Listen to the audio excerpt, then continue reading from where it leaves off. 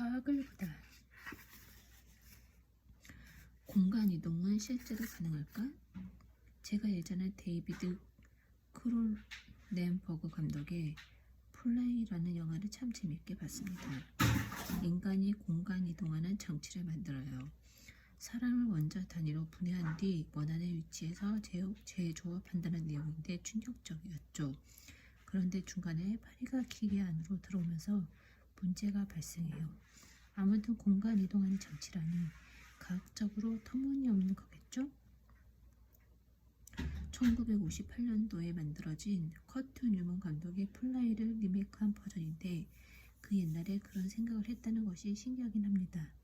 원자 정성비를 만드는 아이디어 자체가 원칙적으로 과학 이론에 어긋나느냐고 묻는다면 그렇진 않습니다. 사실 현재 저를 구성하는 모든 것은 궁극적으로 원자들입니다. 각각의 원자들이 서로 만나 어떤 구조를 형성하느냐에 따라 생각하고 느끼고 반응하는 제가 만들어집니다.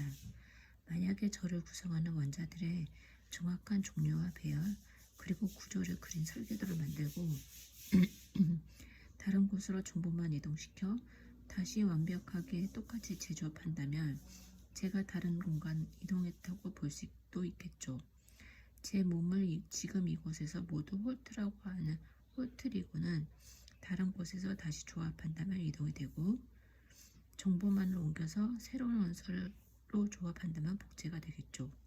그리고 그 재조합이 이루어지는 곳까지의 이동 속도는 광속에 수렴할 수도 있습니다.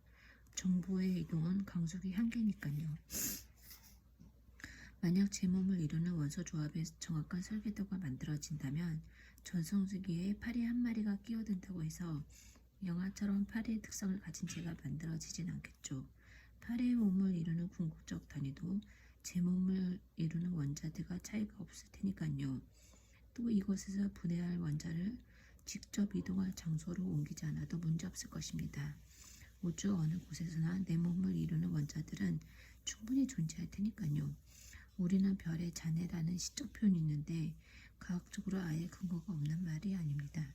실제 인간의 몸도 우주를 구성하는 원소들이 모여 만들어진 것입니다. 문제는 물질이 똑같이 복제된다고 해서 의식이나 생각까지 옮겨갈 수 있을까요? 이는 고민해 볼 필요가 있습니다. 우리 뇌 안에 있는 뉴런들은 전기 신호의 형태로 정보를 주고받습니다. 감정이나 창의성 등 인간의 모든 의식 활동은 이처럼 뉴런 사이의 정기적인 정보 전달로 이루어집니다. 뉴런과 뉴런을 연결하는 신경세포 접합부를 시냅스라고 부르는데 이 구조를 통해 정기적 신호를 주고받아 다양한 정보를 받아들이고 저장하고 처리하지요. 한마디로 신경 전달 체계의 기본이 되는 뉴런은 각각 분리되어 있고 뉴런 사이의 정보 전달은 시냅스를 통해 이루어진다는 것입니다. 그렇다면 인간의 의식 역시 결국에는 몸속에 있는 원자들의 전자기적 반응이라고 볼 수 있고 정밀한 기술만 갖춰진다면 복제할 수도 있다고 봐야겠지요. 물론 모두 이론적인 이야기일 뿐이지 현실적으로 가능하다는 건 아닙니다. 의학기술이 점점 발전하면서 정말 뇌를 제외하고는 뭐든지 의식이 가능한 시대가 오고 있습니다. 그렇다면 어떤 신체 기관을 기준으로 사람을 구별해야 할까요? 현재는 우리의 생각, 기억, 감정, 경험의 물질적인 근간이 뇌라고 볼 수밖에 없는데요. 극단적으로 제 뇌를 정영진 씨의 몸에 연결하고 누구냐고 묻는다면 물리학자 김범준이라고 답하는 게 정답이겠죠. 하지만 이 이야기 역시 절대적으로 옳다고 볼 수 없는 게 최근에는 인간의 장기에도 신경세포가 존재한다는 연구 결과도 나오고 있습니다.